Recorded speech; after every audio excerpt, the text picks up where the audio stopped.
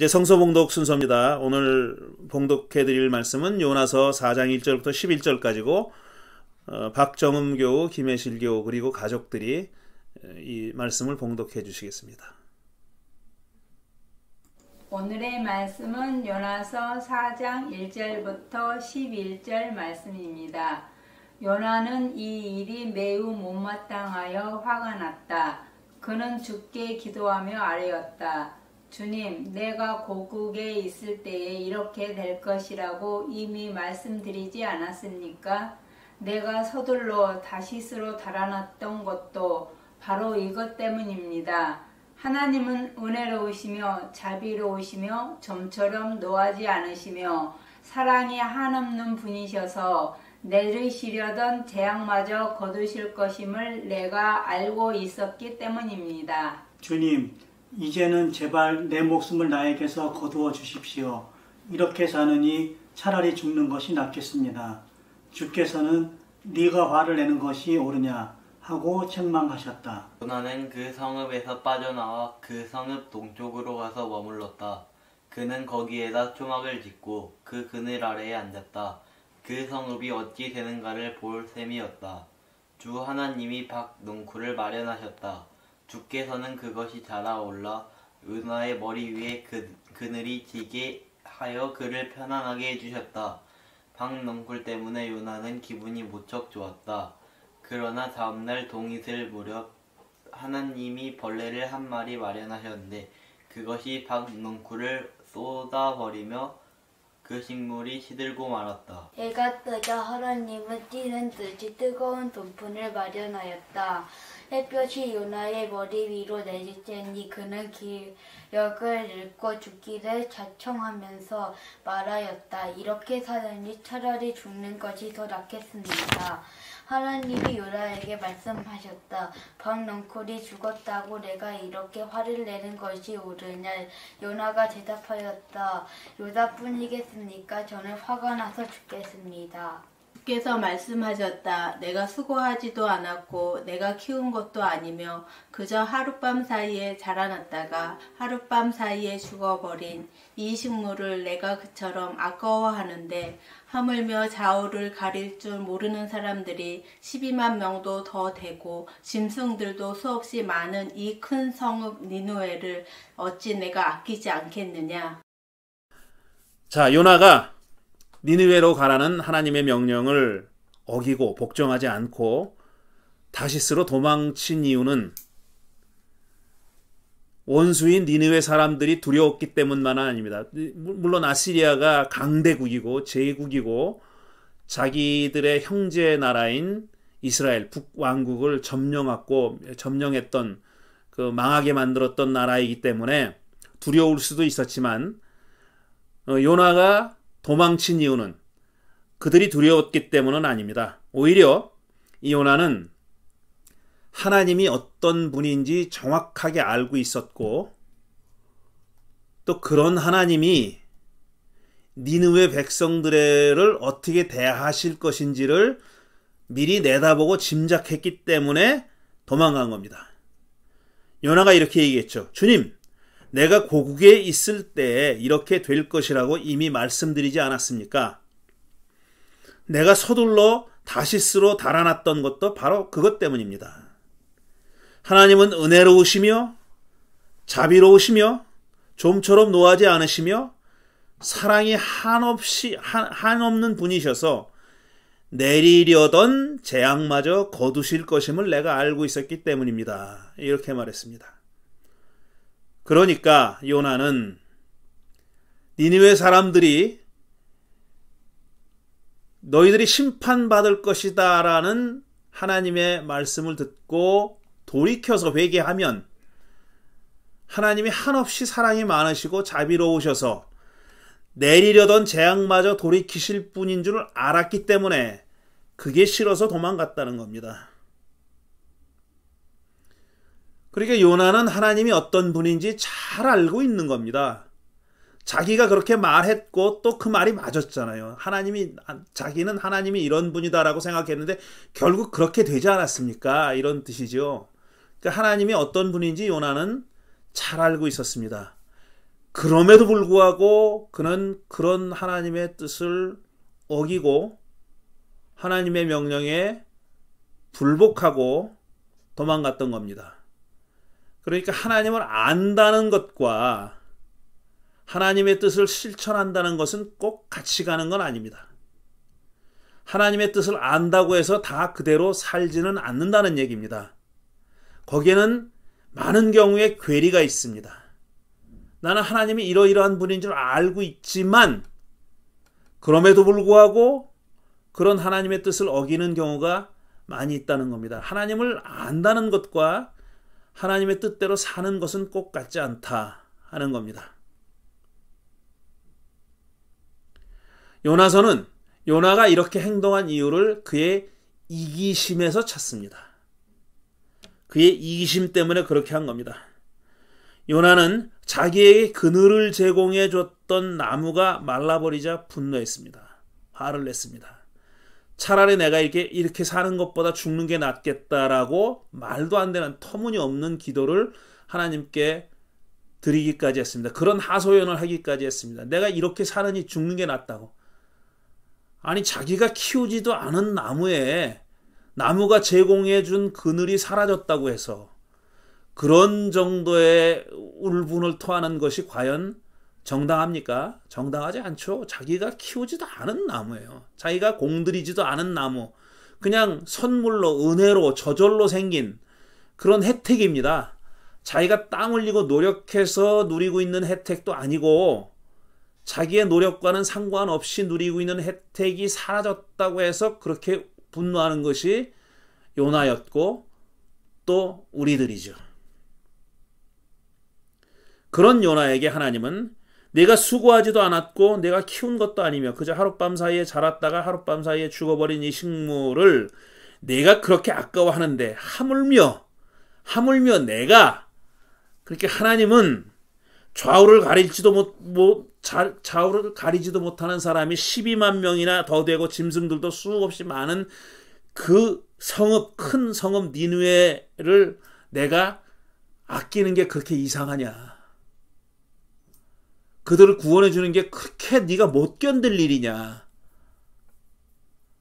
내가 그들을 구해 준다고 해서 네가 죽고 싶다고 그렇게 해야 되느냐? 꼭 그렇게 해야 되느냐라고 하나님이 되물으신 겁니다.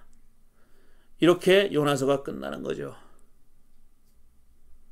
결국 요나서가 얘기하고 싶은 거는 이기심입니다. 이기심. 자기가 키우지도 않은 나무를 그렇게 아까워했던 것은 그 나무가 자기에게 이익을 주기 때문입니다. 자기에게 이익을 주기 때문에 그렇습니다. 그늘을 제공해 주는 거죠. 자기한테 이익이 되기 때문에 그렇게 있을 때는 소중히 여기지 않다가 없어지니까 그렇게 아쉬워했던 겁니다. 그러면서 그냥 아쉬워한 정도가 아니라 하나님께 대고 분노를 터뜨리는 겁니다. 이런 그가 그 작은 그늘 하나 때문에 분노했던 그가 니느웨 사람들, 그 수많은 니느웨 사람들과 짐승들에 대해서 그렇게 소중하게 여기지 않은 것은 그들이 자기의 이익과 상관없기 때문이죠. 자기와 이해관계가 없기 때문입니다. 요나는 남쪽 유다 사람이에요. 그리고 아시리아는 북쪽 이스라엘을 망하게 만든 나라입니다. 직접적으로 자기에게 이해관계가 있는 그런 나라가 아닙니다. 그러니까 자기의 이해와 상관없으니까 그들이 죽는 것이 자기하고 상관없는 겁니다. 오히려 그런 니느웨 사람들이 없어지는 게 자기의 이익이라고 생각했던 건지도 모르죠. 우리가 계속 이 예배를 드리면서 공동기도 시간에도 또 다른 시간에도 말씀드렸지만 자, 흑인들의 생명도 소중하다. Black Lives Matter. 흑인들의 생명도 소중. 저는 그 구호를 이렇게 볼 때마다 정말 가슴이 뜨끔합니다. 야, 이게 도대체 이런 구호를 내세워야 할 정도의 상황은 도대체 뭔가? 그걸 이렇게 제3자가 돼서 보고 있는 사람들, 그 편말을 들고 있는 흑인들 말고 우리처럼 아니면 백인들처럼 그런 표가 적혀 있는 피켓을 바라보는 사람들의 심정은 어떤 건가? 흑인들의 생명도 소중해? 어떻게 그런 말을 할 수가 있지? 사람으로서 말입니다. 인간으로서. 어떻게 그런 말이 통용되는 세상이 어떻게 있을 수 있냐 하는 거예요. 백인들의 생명도 소중하다 그러면 웃을 거예요. 근데 흑인들의 생명도 소중하다 그러면 가슴을 찌릅니다. 그 말은. 내 생명은 당연히 소중한데 니네들 생명도 소중한지 몰랐다는 거 아니에요. 그게 피부에 와닿지 않았다는 거 아니에요. 이런 게 이기심이죠. 자기 일이 아니니까. 블랙은 자기가 아니니까. 자기는 블랙이 아니니까. 블랙의 그 흑인들의 생명도 소중하다는 것을 깨닫게 되면은 뭐 감사한 게 아니라 그 통곡을 해야 맞는 거죠.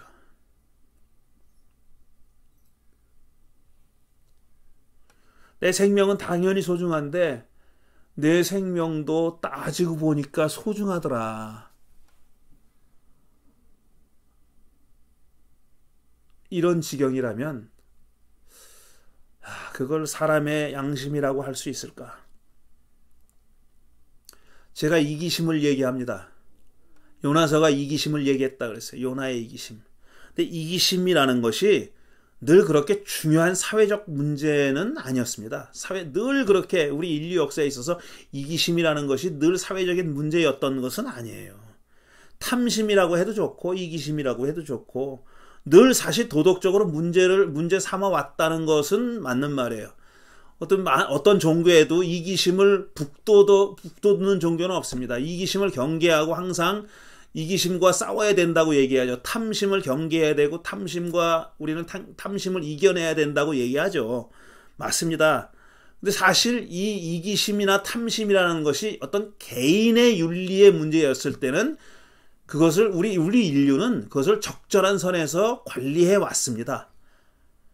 어떤 종교의 힘으로든지 아니면 도덕과 윤리의 힘으로든지 뭐든지 간에 그걸 적절한 선에서 관리해 왔어요. 이기심을 늘 가지고 있었지만 그 이기심이 아주 엄청난 사회적인 문제가 된 적은 없었다는 겁니다. 적절한 선에서 관리해 왔습니다. 제가 계속 얘기하고 있는 종족신, 나만 위해 주는 신, 우리 종족만 위해 주는 신, 이게 다 이기심에서 나오는 거죠. 근데 그렇게 우리 인간들은 오랫동안 지금까지도 그렇게 종족신을 믿어오고 있는데 사실은 나를 위해 주는 신, 내 편이 되어주는 신을 믿어오고 있는데 오랫동안 우리 인간들은 이 이기심이 적절히 관리되는 동안은 종족신을 믿는 그 종교가 큰 문제가 아니었었어요. 왜냐하면 각 종족들이 다 도토리 키재기였거든요. 작은 종족들이 누가 누구를 크게 지배하거나 커다란 제국을 만들거나 그러기 전에 그런 일이 일어나기 전에 각 수많은 종족들이 자기들의 신을 섬기고 모시고 공경하고 우리 신이 니들 신보다 더 낫다거나 더 우월하다거나 뭐 더 힘이 세다거나 더 그럴듯하다거나 더 윤리적이거나 더 진실에 가깝다거나 이렇게 주장할 때는 그렇게 각자 주장하고 이렇게 다투고 막 할 때는요. 큰 문제가 아니었었어요. 이기심이라는 게. 그리고 종족신을 믿는 종교라는 게 큰 문제가 아니었었어요. 왜냐하면 다 그것들은 정말 도토리 키재기였거든요. 그죠? 어느 종족이 어느 종족과 다퉈서 이기고 그러면 그 이긴 사람들이 그 진 종족을 지배하죠. 그리고 이긴 종족의 신이 진 종족의 신을 지배합니다. 그래가지고 진 종족은 신을 갈아탑니다. 자기들이 믿었던 신을 버리고 이 신이 더 세네. 알고 보니까 우리 종족의 신이 더 최고인 줄 알고 우리만 위해 주는 줄 알았더니 그게 아니네. 저쪽이 우리한테 이겼으니까 저쪽 신으로 갈아타는 게 이상한 일이 아니었었어요. 그거는 그냥 늘 일어나는 일입니다. 다 도토리 키재기입니다. 그리고 이기심이라는 것도 그런 범위를 넘어서지 않았던 거죠. 그런데 우리 인류의 역사에 소위 제국이라는 것이 생겨났습니다. 많은 작은 종족들을 지배하는, 자기들끼리 그저 싸우고 이기고 지고 하는 정도가 아니라 여러 조그만 종족들을 지배하고 그 위에 올라타는 그런 큰 제국이라는 것이 생겨났어요. 중동 지방에만 해도 메소포타미아를 지배하고 있던 제국, 아시리아나 바벨론이나 페르시아나 이런 제국이 있었고, 에집트는 오래전부터 그런 제국이었습니다. 에집트 안에서 수많은 작은 종족들이 있는데 그것들을 다 지배하고 통일해가지고 커다란 제국을 이뤘죠. 근데 그런 제국들도 처음에는 말이죠, 메소포타미아를 지배했던 제국들이나 에집트를 지배했던 제국들, 이런 제국들이 조그만 종족들의 그런 종교를 용인해 줬습니다. 그러니까 자기들의 신을 그들에게 강요하지 않았다는 거예요. 그냥 이렇게 유화적인 그런 정책을 썼어요. 그 왜 그러냐 하면은 그래도 됐기 때문에 그러죠. 제국이라는 게 뭐예요? 뭐 쉽게 얘기하자면은 작은 종족들을 지배해가지고 그들에게 세금을 부과하고 뭐 공물을 부과해가지고 자기들의 이익에 그 종족들을 사용하는 거예요. 그러니까 주로 세금이죠. 세금을 통해서 수탈하는 겁니다. 그게 제국이에요. 근데 그런 제국이 가지고 있던 종교를 처음에는 그 조그만 종족들에게 자기들이 지배한, 정복한 종족들에게 강요하지 않았다는 거예요.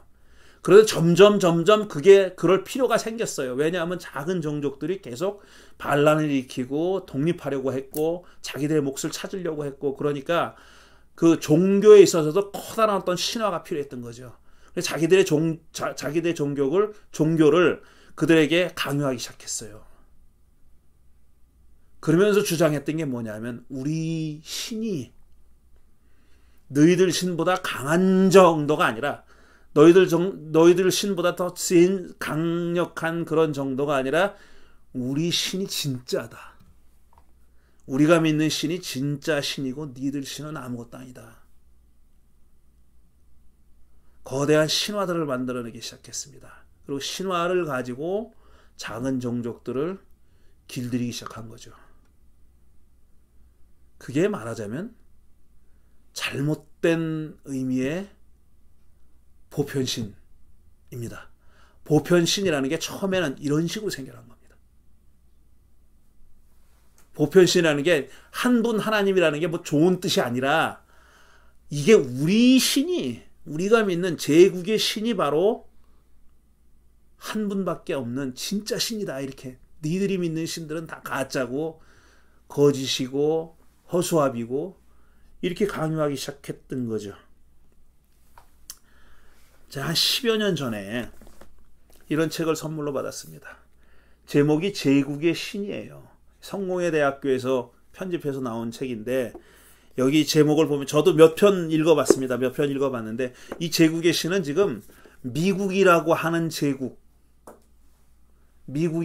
제국의 신이 어떻게 전 세계를 지배하고 있느냐 하는 겁니다. 거기에 저항하는 우리 같은 작은 나라들의 종교가 어떻게 그런 제국의 신에 지금 저항하고 있느냐 하는 것을, 예를 들어 민중신학이나 해방신학이나 아니면 선진국에서 지금 이 소수자에 의해서 펼쳐지고 있는 그런 정치신학들이 어떻게 저항하고 있느냐 하는 것을 보여주는 그런 책입니다. 이 책의 표지에 이런 글이 있습니다.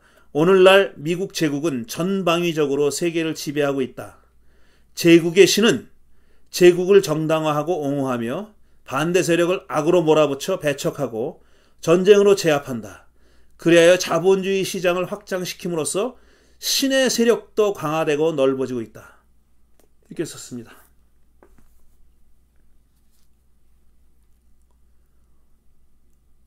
그 옛날 메소포타미아나 에집트만 제국의 신을 강요한 것이 아니라는 얘기입니다.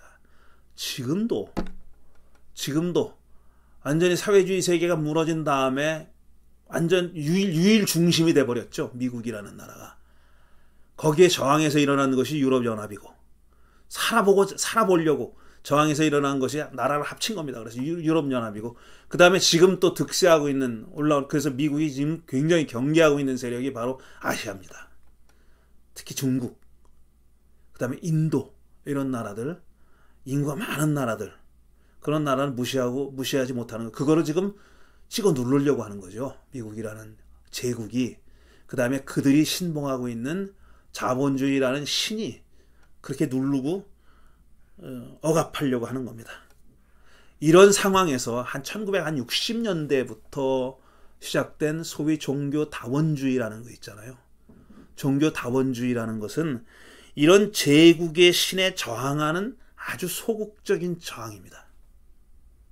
그것도 어떤 사회적인 어떤 맥락을 가지고 사회적인 어떤 그 저항 세력과 연대해서 저항하는 게 아니라 순수하게 종교적으로 너희들 제국의 신이라는 말은 안 쓰죠. 당연히 종교다원주의는 제국의 신이라는 말은 안 써요.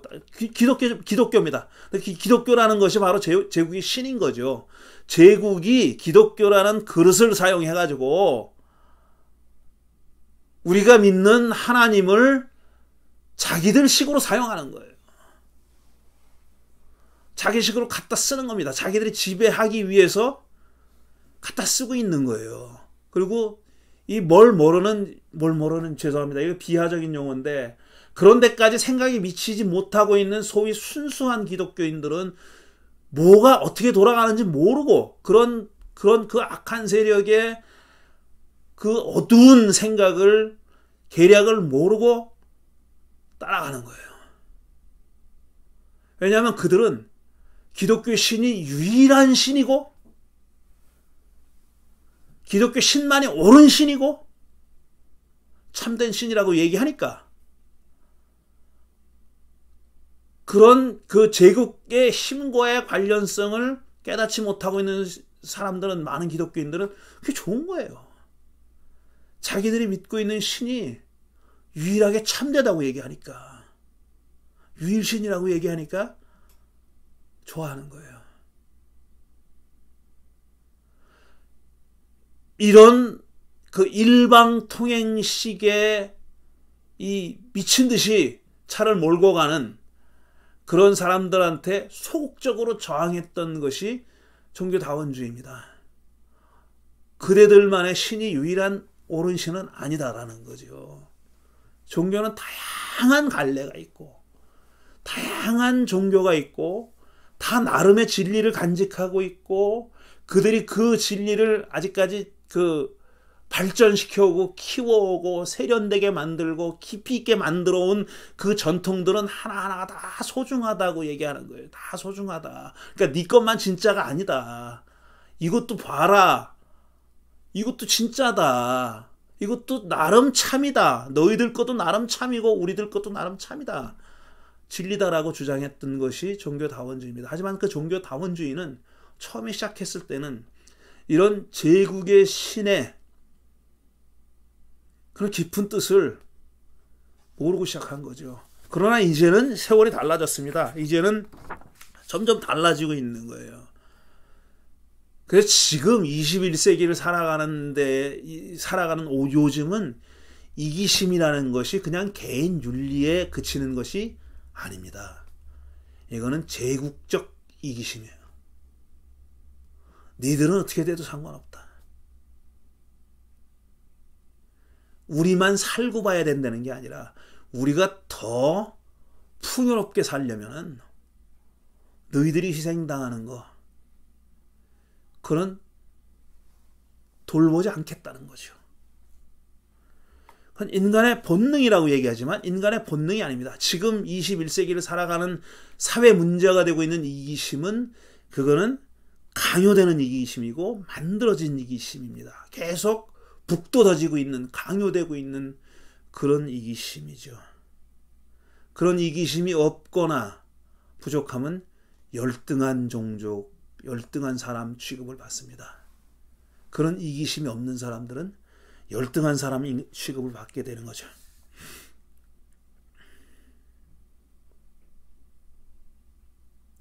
지금 그래서 사실 이 제국의 신이 내세우는 보편신은 보편신이 아닙니다. 거대한 종족신이죠. 그거는 거대한 종족신이에요. 말은 보편을 얘기하고 있지만 상대방의 가치를 있는 그대로 인정하지 않습니다. 자기 아닌 남의 종교를 아주 열등한 종교로, 미개한 종교로 그렇게 치부하고 맙니다. 자기들 것만, 자기들 신만, 자기들 종교만 유일하게 보편적이고 진짜라고 얘기하는 거죠. 그런데 이게 참 불행인지 다행인지 모르겠지만 이 코로나 사태 이후로 세상이 달라지고 있습니다. 이제는 그게 불가능하게 됐어요. 그런 생각이 더 이상 가능하지 않게 됐습니다. 이제는 많은 다양한 중심들이 생겨날 것이고 종교다원주의도 순수하게 종교적인 차원에만 머무르지 않는 그런 사회적인 네트워크, 사회적인 연관성, 정치적인 연관성, 정치 경제적인 연관성을 다 인식하는 가운데서 주장되는 그런 다원적인 다원성이 초점이 될 겁니다. 이제는. 그러니까 이제 와서는 무슨 인류의 4대 종교 이런 말 다 없어질 겁니다. 무슨 인구로 봐서 많이 믿으니까 4대 종교라고 하는 거 아니잖아요. 유대교가 왜 4대 종교? 유대교가 무슨 유대교가 몇 명이나 믿는다고 4대 종교입니까? 아니잖아요. 그게 어떤 그 사회적인 힘, 정치적인 힘 때문에 4대 종교라고 얘기하는 거 아니에요. 근데 그런 것들이 이제는 다 사라질 겁니다. 진정한 그러니까 지금 몇십 년 동안 사실은 10여 년 이상으로 얘기해오고 있는 거지만 모든 이제 종교는 어떤 종교 전통, 이 기독교냐, 불교냐, 천주교냐, 뭐 유대교냐, 회교냐 이런 종교 갈래가 중요한 것이 아니라 그 갈래에 따라서 어떤 그 서로 각축하는, 서로 다투고 우월하다고 서로 얘기하고 이런 종교의 시대는 이제 갔고 이제 그런 종교의 시대는 완전히 가버렸고 이제 사람들이 생각하고 있는 거 점점 그쪽으로 나아가고 있는 방향은 뭐냐면은 그런 종교의 차이가 중요한 것이 아니라 진짜 그 종교가 추구하고 있는 가치가 뭐냐, 그 심층의 가치가 뭐냐 하는 것을 묻고 거기에 대해서 제대로 답을 내놓는, 아니면 답을 내놓지는 못한다 할지라도 우리가 뭘 추구하고 있다는 것 정도는 내놓을 수 있는 종교,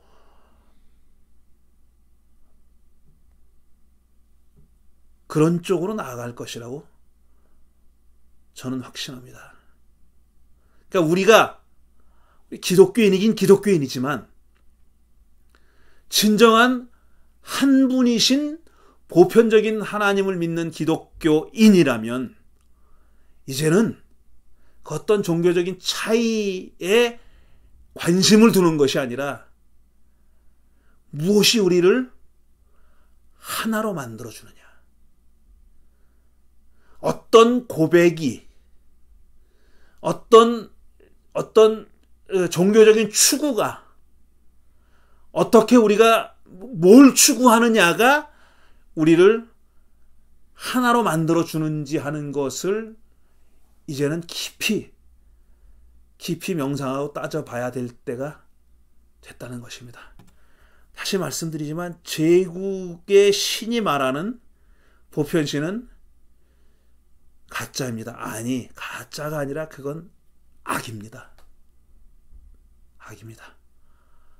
힘에 뒷받침되는 그런 보편신이 아니라 가치에 의해서 뒷받침되는, 정말 우리가 궁극적으로 추구하는 가치가 무엇인가, 궁극적으로 추구하는 보편적인 가치가 무엇이고 공동선이 무엇인가 하는 것에 의해서 그 가치가 평가받는 그런 종교, 저는 확실히 믿습니다. 그런 진실하게 그렇게 추구하는 종교들은 결국은 많이 통할 거라고, 제가 같은 종교일 거라고는까지는 말하지 못해도 결국은 많은 그 공통적인 것을 찾아낼 것이라고 저는 확신합니다. 이제는 그런 시대가 됐다고. 그래서 이제 종교다원 정도가 아니라 정말 참된 의미에서 어떤 보편적인 큰 분을 섬기는, 따르는 그런 종교의 시대가 열릴 것이라고 저는 그렇게 생각합니다. 요나서는 우리에게 이미 몇천 년 전에 거기에 대한 하나의 달을 가리키는 그런 손가락이 되어줬습니다. 이제는 우리가 그 손가락이 가리키는 곳으로 한 걸음 한 걸음 나아가야 될 때가 왔다고 생각합니다.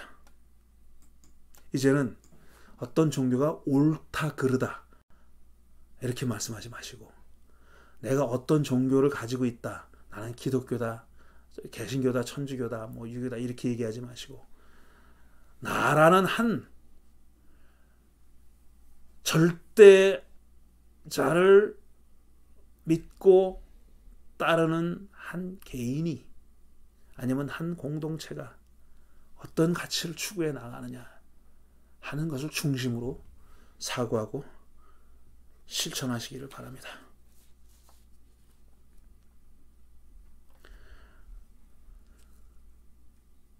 제가 한 말씀을 생각하며 잠시 묵상하는 시간 갖겠습니다.